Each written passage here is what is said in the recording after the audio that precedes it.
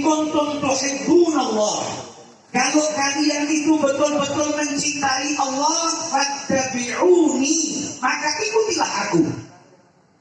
Siapapun yang mengaku cinta kepada Allah, namun jalannya tidak mengikuti jalannya Nabi Muhammad, jalannya bertolak belakang dengan jalannya Nabi Muhammad, maka cintanya dusta.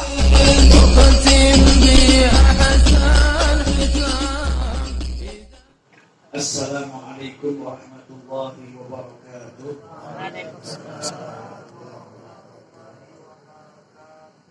Alhamdulillah,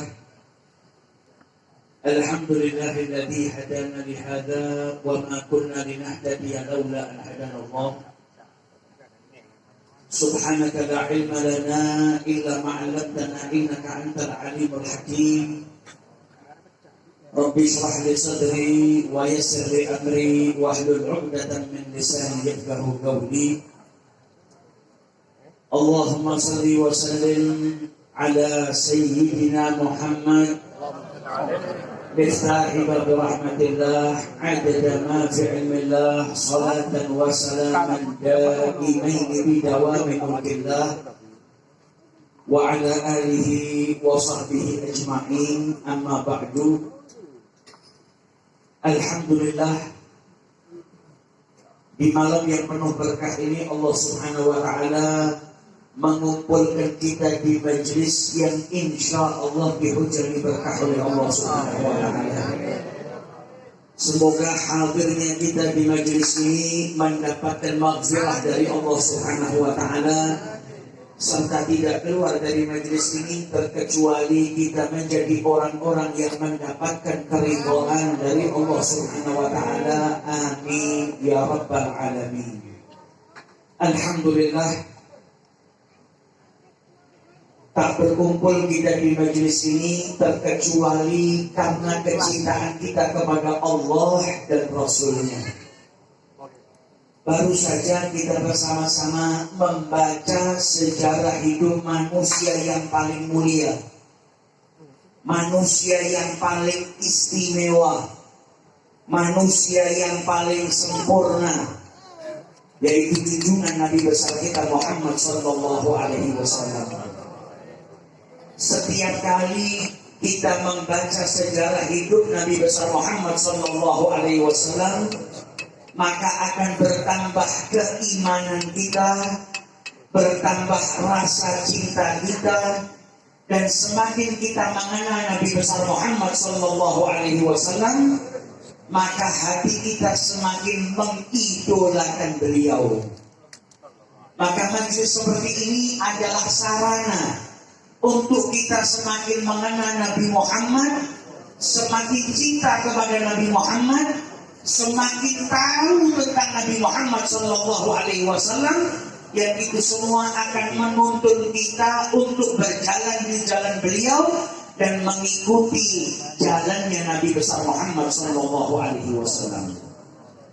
Dalam Al-Quran, Allah Subhanahu wa ta'ala memerintahkan kita untuk mengikuti jalannya Nabi besar Muhammad sallallahu alaihi wasallam.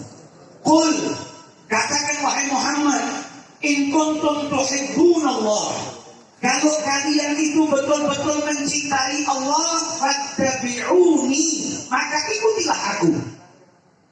Siapapun yang mengaku cinta kepada Allah, namun jalannya tidak mengikuti jalannya Nabi Muhammad, jalannya bertolak belakang dengan jalannya Nabi Muhammad, maka cintanya dusta.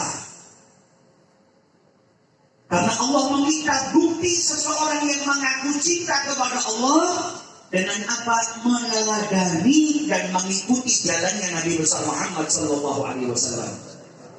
Dan untuk mengikuti jalannya Nabi Muhammad kita butuh kenal, butuh mencari tahu bagaimana jalannya Nabi Muhammad, bagaimana sholatnya Nabi, bagaimana ibadahnya Nabi, bagaimana puasanya Nabi, bagaimana makannya Nabi, bagaimana keluar rumahnya Nabi, bagaimana zikirnya Nabi, apa kebiasaannya Nabi Muhammad, bagaimana cara tidur beliau. Maka seseorang tidak bisa mengikuti Nabi Muhammad kecuali dia betul-betul kenal dan mengetahui tentang Nabi besar Muhammad sallallahu alaihi wasallam. Di majelis ini kita bersama-sama diajak untuk mengenal lebih dalam tentang sosok manusia yang mulia, yang dikatakan oleh para ulama Nabi Muhammad itu basyarun la kal bashar.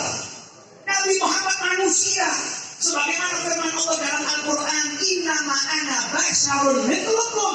Nabi Muhammad bukan Tuhan, Nabi Muhammad bukan malaikat, Nabi Muhammad manusia.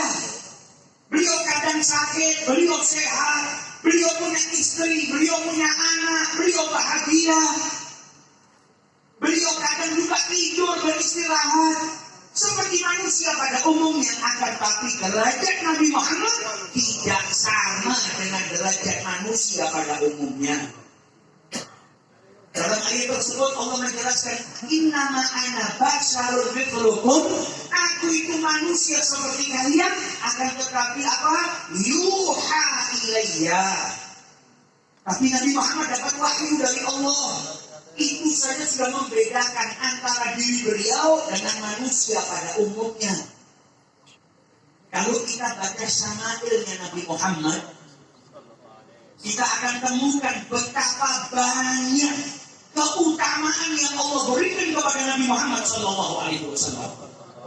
Dalam kitab Muhammad Rasulullah, Syama'ilihi al-Hamidah wa Qisalihi al-Majidah, yang disusun oleh Al-Imam Al-Mufassir Al-Muhaddith As-Sayyid Abdullah Sirajuddin Al-Husaini alaihi rahmatullah. Beliau menjelaskan syama'ilnya Nabi Muhammad SAW. Kita ini manusia punya dua mata yang bisa melihat. Nabi Muhammad juga memiliki dua mata, namun pandangan beliau berbeda dengan kita. Pandangan kita terbatas. Nabi Muhammad sesuatu yang gaib dibukakan oleh Allah Subhanahu wa taala untuk beliau. Beliau melihat surga. Ketika diperjalankan oleh Allah Al-Isra wal Mi'raj, apa firman Allah dalam Al-Quran? Linuriyahu min ayatina. Kebesaran-kebesaran Allah tunjukkan kepada Nabi Muhammad SAW. Kita punya hati, namun tidak ada yang bisa mengalahkan kesucian hatinya Nabi besar Muhammad SAW. Sudah hatinya bersih, masih tambah disucikan oleh Allah Subhanahu wa taala. Kita punya telinga, pendengaran kita terbatas. Nabi Muhammad juga memiliki telinga, namun pendengaran beliau istimewa. Bahkan Nabi Muhammad bisa mendengar pintu langitnya Allah ketika dibuka. Nabi Muhammad ketika melewati kuburan, beliau bertanya, siapa yang dikuburkan di sini? Dijawab oleh sahabat fulan wa fulan. Kata Nabi Muhammad, dua-duanya sedang disiksa di dalam kubur mereka. Nabi Muhammad bisa mendengar orang yang disiksa di dalam kubur. Kita punya lisan, kita punya suara, namun suara kita tak seindah suara Nabi besar Muhammad SAW. Bahkan Nabi Muhammad diberikan khususnya oleh Allah, suaranya bisa sampai ke tempat yang jauh tanpa beliau harus berteriak. Ummu Hani meriwayatkan Nabi Muhammad itu kalau malam di depan Ka'bah membaca Al-Quran, kata Ummu Hani, saya mendengar bacaan Qurannya Nabi Muhammad, sedangkan saya berada di rumah, di kamar saya dan di tempat tidur saya. Nabi di Ka'bah, di Tawfilail, yang Al Quran dan suaranya sampai ke rumahnya Ummu Hani, dan beliau di dalam kamarnya di atas tempat tidurnya mendengar bacaan Qurannya Nabi Muhammad SAW. Bahkan diriwayatkan ketika Nabi Muhammad masuk ke dalam masjid, naik ke atas mimbar, Nabi perintahkan para sahabatnya untuk duduk, ijlisu. Maka sahabat itu duduk. Ada sahabat Nabi namanya Abdullah bin Rawahah. Dia tidak berada di masjid, dia berada di suku Bani Hanam, mendengar suaranya Nabi, ijlisu, duduklah. Maka dia yang berada di suku Bani Hanam langsung duduk mendengar perintah Rasulullah SAW. Ada dia di masjid, dia berada di tempat lain, tapi mendengar suaranya Nabi besar Muhammad Sallallahu Alaihi Wasallam. Bahkan Nabi Muhammad lalat saja tidak ada yang mendekat kepada beliau karena aroma beliau yang istimewa. Nabi Muhammad itu kalau lewat satu jalur, ada jalan yang dilewati Nabi Muhammad, maka setelah Nabi lewat, orang yang lewat jalan tersebut tahu kalau jalan itu bekas dilewati Nabi Muhammad Sallallahu Alaihi Wasallam. Karena apa? Aroma semerbak, aroma wangi yang keluar dari tubuhnya Nabi Muhammad SAW. Sehingga dikatakan ta'attara bi turbual manazil. Jalan yang dilalui Nabi jadi wangi. Tempat-tempat yang disinggahi Nabi Muhammad jadi wangi. Ada sahabat Nabi yang pernah dipegang pipinya oleh Rasulullah, maka dia mengatakan seakan-akan tangannya Nabi Muhammad itu baru keluar dari botol parfum, saking wanginya yang luar biasa. Anak-anak kecil di zaman Nabi Muhammad, kalau Nabi usap kepalanya, sepanjang hari kepalanya harum. Setiap orang yang dekat dengan anak-anak itu tahu kalau kepalanya bekas diusap dari tangannya Nabi Muhammad SAW. Dan masih banyak daripada keutamaan yang Allah berikan kepada Nabi Muhammad, yang semakin kita tahu akan menambah rasa cinta kita dan iman kita kepada Rasulullah SAW. Karena wataknya manusia itu kalau mencintai sesuatu, kemudian dia mengetahui lebih banyak tentang kebaikan, kesempurnaan sesuatu yang dia cintai, yang ada dia semakin cinta dengan sesuatu yang dia cintai. Kita cinta dengan Nabi Muhammad, dan semakin kita tahu kesempurnaannya Nabi Muhammad yang Allah berikan kepada Nabi Muhammad, yang ada bertambah keimanan kita kepada Rasulullah dan bertambah rasa cinta kita kepada Nabi Muhammad SAW. Apalagi kalau sampai kita tahu betapa cintanya Nabi Muhammad kepada kita. Semakin kita tahu betapa cintanya Rasulullah kepada umatnya, akan menjadikan kita semakin cinta kepada Rasulullah SAW. Sayyidina Anas bin Malik pernah minta kepada Nabi Muhammad, ya Rasulullah, di hari kiamat nanti syafaati saya ya Rasulullah. Sa'altu Rasulullah an yashfa'ani yawmal qiyamah. Maka apa jawab Nabi Muhammad? Insyaallah. Anas bin Malik gelisah, ya Rasulullah, kiamat ini menakutkan. Manusia ketika dibangkitkan itu situasinya menakutkan. Saya bisa mendapati Anda di mana nanti ya Rasulullah? Kata Nabi Muhammad, kau bisa mendapati aku di mizan. Kalau tidak ada ya Rasulullah, di siratal mustaqim, di sirat. Kalau tidak ada ya Rasulullah, di haud, di telaga. Kata Nabi Muhammad, saya tidak meninggalkan 3 tempat tersebut. Kalau tidak di mizan, di sirat. Kalau tidak di sirat, di telaga Rasulullah SAW. Beliau di hari kiamat masih muda nadir, bersusah payah pindah dari satu tempat ke tempat yang lain, dari mizan ke sirat, dari sirat ke haud. Di hari kiamat, di hari manusia dibangkitkan oleh Allah, Nabi Muhammad masih bersusah payah untuk apa? Menyelamatkan kita umatnya, memberikan pertolongan syafaat bagi siapa kita umatnya, yang terkadang kita melewatkan 1 hari lupa dengan Nabi Muhammad, yang kadang kita melewatkan 1 bulan lupa dengan Nabi Muhammad, yang terkadang kita melewatkan hari-hari tanpa mengingat Nabi Muhammad SAW. Namun beliau tidak pernah melupakan kita. Bahkan di hari kiamat pun Nabi Muhammad masih ingat dengan umatnya. Bahkan beliau akan bersujud di hadapan Allah, sampai Allah akan berkata kepada Nabi Muhammad, irfa' ra'sak sal tuqta isfa'tu syafat. Dan semua beliau lakukan untuk siapa? Kita, umatnya Nabi besar Muhammad Sallallahu Alaihi Wasallam. Manusia yang sempurna, yang istimewa. Sebelum diangkat jadi Nabi saja, Nabi Muhammad sudah diistimewakan oleh Allah. Beliau lahir dalam keadaan yatim. Di usia 6 tahun ibunya meninggal dunia. Di usia 8 tahun kakeknya meninggal dunia. Itu semua bukan kebetulan. Namun itu semua sudah diatur oleh Allah. Dan ada hikmah yang luar biasa. Karena Allah hendak mendidik Nabi-Nya secara langsung. Pendidikan yang ada pada Rasulullah tidak ada campur tangan pendidikan manusia. Yang dididik Nabi Muhammad Allah.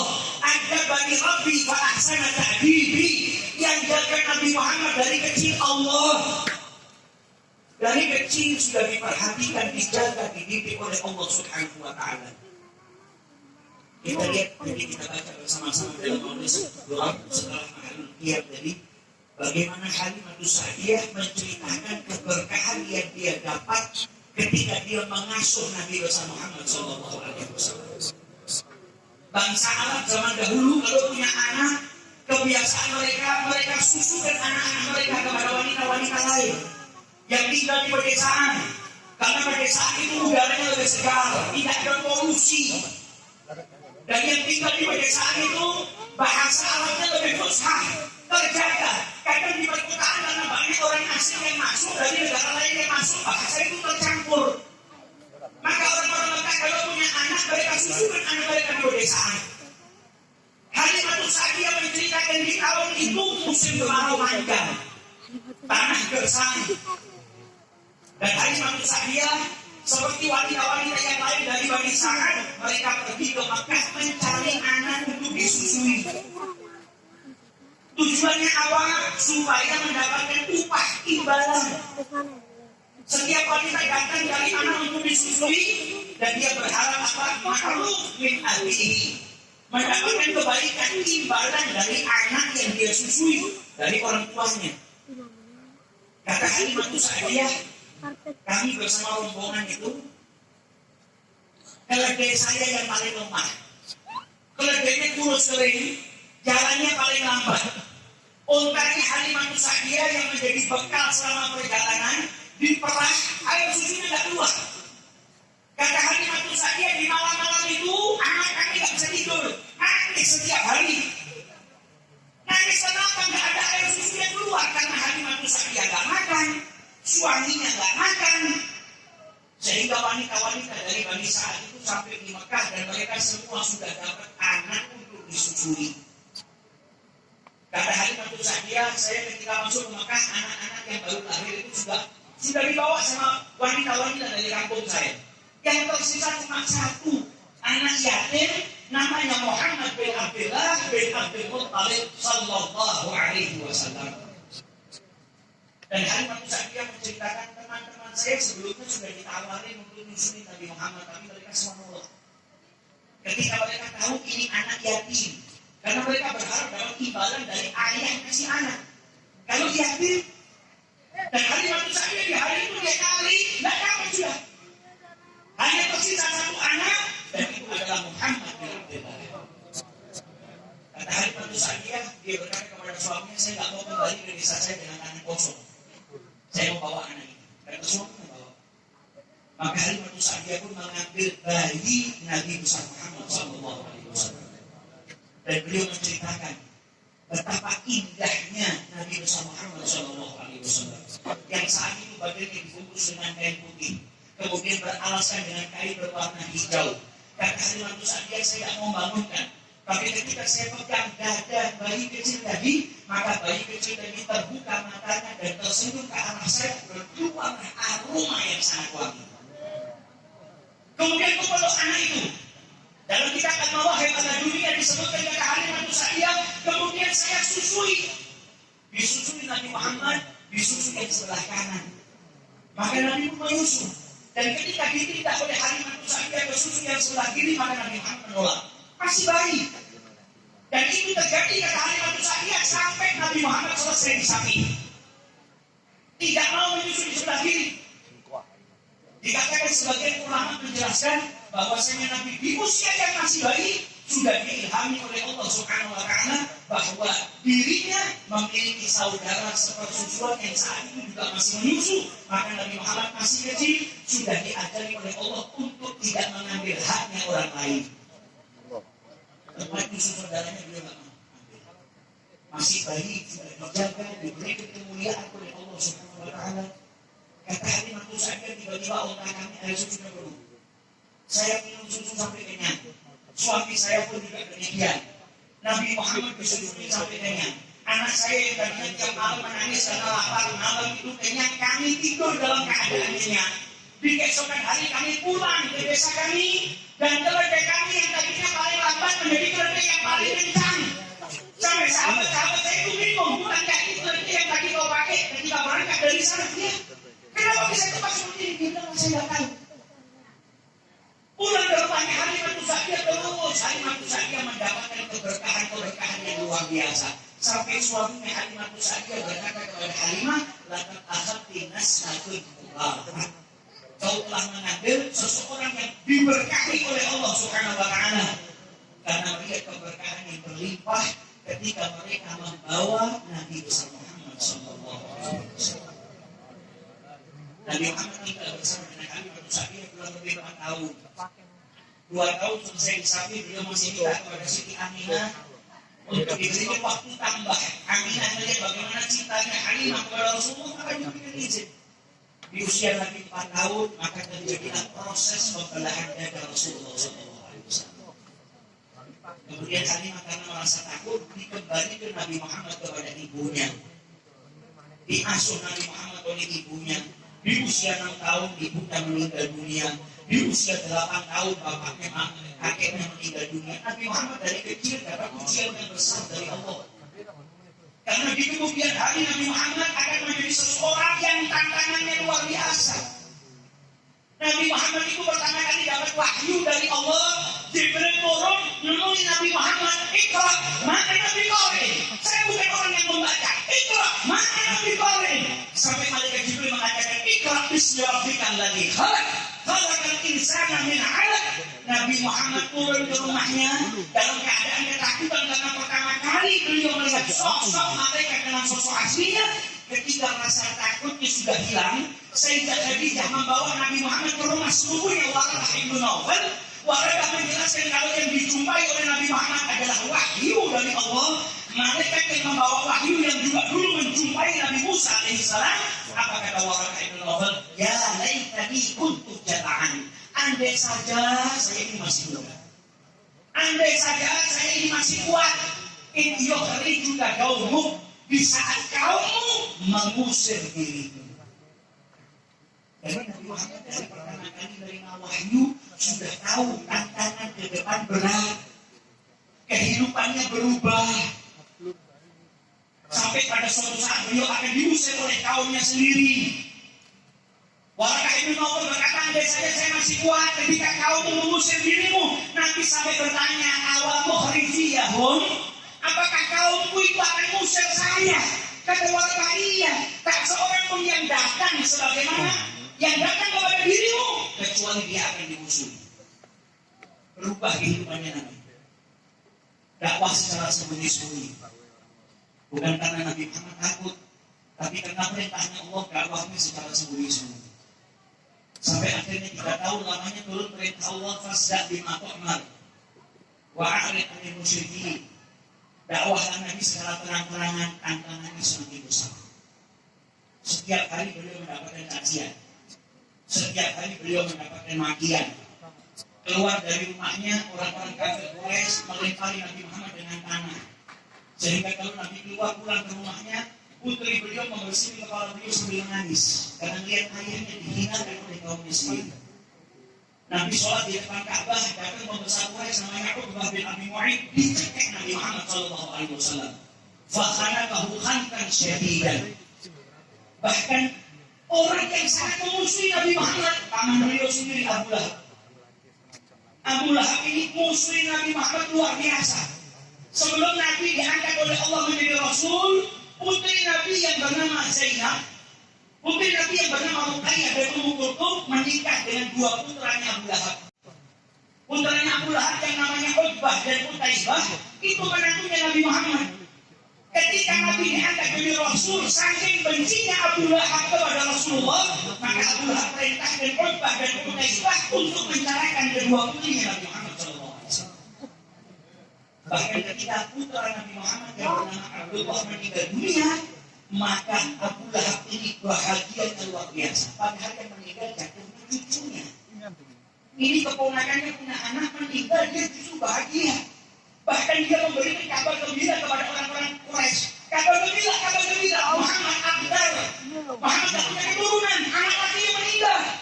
Dengan bangganya dan dengan bahagianya, dia di atas kesedihan Rasulullah SAW. Abu Lahab bukan hanya mencaci maki Nabi Muhammad, tapi Abu Lahab bahkan melukai Nabi Muhammad SAW. Istrinya Abu Lahab gak kalah dahsyat musuhnya Nabi Muhammad. Jalan tempat jalannya Nabi diletakkan duri. Berbuat buruk kepada Nabi Muhammad. Ketika turun surat Tabbat Yada Abi Lahab wa Tab, istrinya Abu Lahab Ummu Jamil gak terima. Rasulullah duduk di Ka'bah bersama dengan Sayyidina Abu Bakar Siddiq. Datang istrinya bawa batu sebentar. Mau meletakkan batu ke wajahnya Nabi Muhammad, ke mulutnya Nabi Muhammad, karena dia tak terima dengan ayat yang turun. Maka sampai di depannya Abu Bakar Siddiq, Ummu Jamil ditanya, "Aina sahibuka?"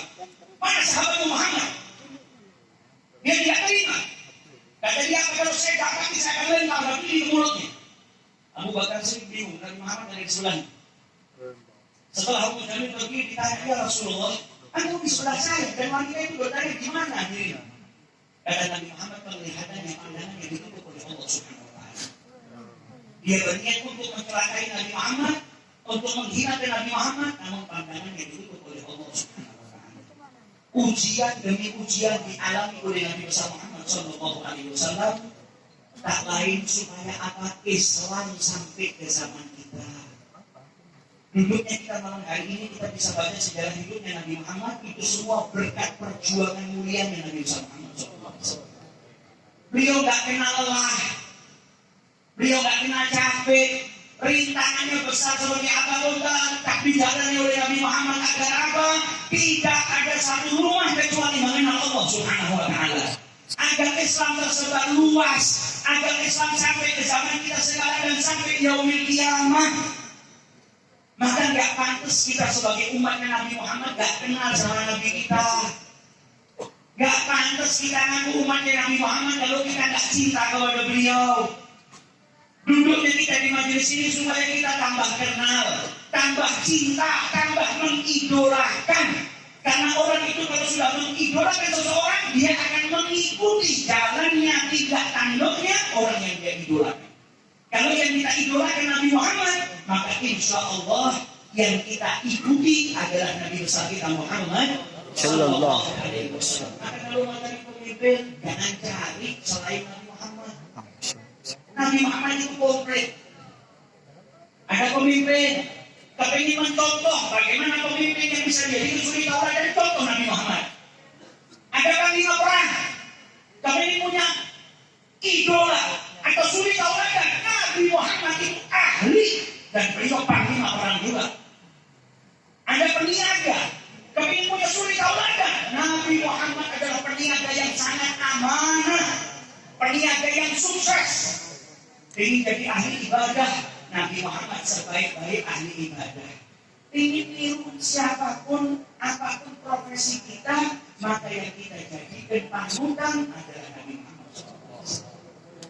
Semua kehidupan beliau indah, akhlaknya indah, sampai disebutkan oleh Allah dalam Al-Quran, wa innaka la'ala khuluqin, mau romantis dalam rumah tangga, tidak ada yang mengalahkan romantis.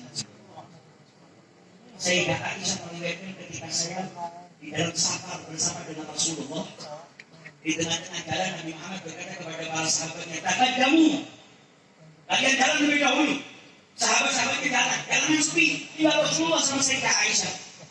Maka Sayyidah Aisyah diajak balapan lari sama Rasulullah SAW. Romantis, beliau pemimpin, wahyu turun kepada beliau, tapi bukan menjadikan beliau orang yang tegang, orang yang tidak pernah tersenyum. Tidak, Nabi Muhammad murah senyum, dan Nabi Muhammad orang yang lembut, dan Nabi Muhammad orang yang murah hati kepada keluarganya. Diajak balap lari sama Rasulullah. Kata Sayyidah Aisyah, saat itu badan saya masih kurus dan saya mengalahkan Rasulullah SAW. Setelah itu di kesempatan lain, kata Sayyidah Aisyah, saya sudah gemuk. Ketika saya dalam perjalanan bersama dengan Rasulullah, Nabi kemudian berkata kepada para sahabatnya, "Taqaddamu." Maka sahabat pada jalan semua yang mendahului Nabi Muhammad. Jalanan sepi, Nabi Muhammad mengajak Sayyidah Aisyah balapan lari lagi. Kata Sayyidah Aisyah, saat itu saya sudah lebih gemuk dari sebelumnya, maka saya pun dikalahkan oleh Rasulullah SAW. Dan ketika mengalahkan Sayyidah Aisyah, Rasulullah berkata apa? Hadihi bid'ah. Ini untuk pembalasan yang sebelumnya. Kemarin kau menang, hari ini saya menang. Atau istilahnya dalam bahasa kita satu sama. Yang hebat apa? Nabi Muhammad ini orang yang paling sibuk di dunia. Tidak ada yang paling sibuknya Nabi Muhammad.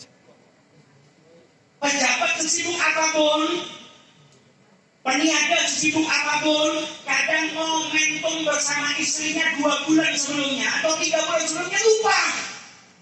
Nabi Muhammad ini sibuk tiap hari urusannya dapat wahyu dari Allah, dakwah di medan perang, gak ada waktu buat istirahat. Tapi di samping kesibukan yang luar biasa, beliau gak melupakan momen-momen indah bersama dengan istri tercinta. Dulu kau mengalahkan saya, sekarang saya mengalahkan kamu, kita sekarang satu. Lihat bagaimana indahnya kehidupan Rasulullah SAW. Bahkan kalau kita baca kitab Syama'ilnya Nabi, dibahas satu persatu bab yang menjelaskan bagaimana Nabi itu memberikan peluang kepada siapapun yang duduk sama dia. Nabi Muhammad itu haibah, orangnya punya haibah yang luar biasa, sehingga sahabat kalau duduk sama Nabi nundukin kepala gak berani angkat kepala.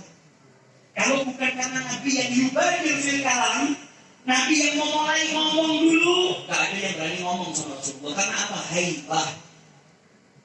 Birahmahnya Nabi, setiap orang yang datang diajak bicara sama Nabi, dan kadang Nabi Muhammad itu bercanda, bersenda gurau dengan sahabat-sahabatnya, dengan orang yang datang kepada beliau, para tetamunya, namun dalam bercandanya pun indah. Kata Nabi Muhammad, lastu min batil wala batilun minni. Dalam bercandanya Nabi Muhammad gak ada ucapan yang batil, gak pernah berdusta dalam bercandanya, gak pernah nyakitin orang dalam bercandanya. Bercandanya hak, tidak melakukan sesuatu kecuali yang benar, yang jadi suri tauladan bagi umatnya. Nah, ini istimewanya Nabi besar kita Muhammad SAW. Maka sudah seharusnya kita menjadi umatnya Nabi Muhammad, mencontoh suri tauladan kita. Laqad kana lakum fi Rasulillahi uswatun hasanah. Semoga hadirnya kita di majelis ini menjadikan kita orang-orang yang bisa cinta kepada Nabi Muhammad SAW. Bukan hanya mencintai Nabi Muhammad, tapi insya Allah cinta yang menggerakkan diri kita untuk meneladani Nabi Muhammad SAW, dan dicintai pula kita oleh Nabi besar Muhammad SAW. Semoga yang hadir di majelis ini diberkahi oleh Allah, dan diberkahi pula keluarga kita yang tidak hadir, anak-anak kita mendapatkan keberkahan yang majelis pada malam hari ini. Semoga anak-anak kita menjadi anak-anak yang mencintai Nabi Muhammad, anak-anak yang mencintai keluarganya Nabi Muhammad, anak-anak yang mencintai para sahabatnya Nabi Muhammad, anak-anak yang mencintai orang-orang yang berjalan di jalannya Nabi Muhammad SAW. Dijadikan anak-anak kita orang-orang yang mengidolakan Nabi Muhammad SAW. Semoga keluarga kita dijadikan oleh Allah keluarga yang sakinah, keluarga yang diberkahi oleh Allah Subhanahu Wa Taala, keluarga yang bercermin kepada keluarganya Nabi besar Muhammad SAW. Dan semoga cinta yang sedikit yang ada pada diri kita telah menjadikan kita mendapatkan syafaat Nabi besar Muhammad SAW, diwafatkan kita dalam keadaan husnul khatimah, dibangkitkan kita di barisan Nabi Muhammad, nadkhul ma'allaha wa ali fi sufufil awalan ma'ahum da'iman fi daril wa daril akhirah. Allahumma ja'al fi jam'ina hadha jam'an marhuma wa tafarruqna min ba'd tafarruqan ma'suma. Allahumma arinal haqqa haqqan warzuqna ittiba'ah wa arinal batila batila warzuqna istinabah. Bi fadli subhana rabbika rabbil izzati amma yasifun wa salamun alal mursalin walhamdulillahi rabbil alamin wal 'afwu minkum. Wassalamu alaikum warahmatullahi wabarakatuh.